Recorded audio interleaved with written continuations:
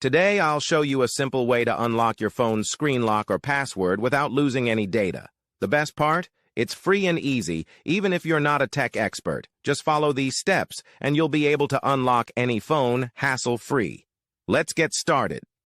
You can unlock your phone's screen lock or password using a special code. You will need to press on emergency call, and then you must enter a code. This code is unique to each type of phone and is provided by the phone manufacturer. In this video, we're using a code that works specifically for the type of phone we're demonstrating. Here's how you can get the code. Visit this website that provides unlock codes for free using a unique method.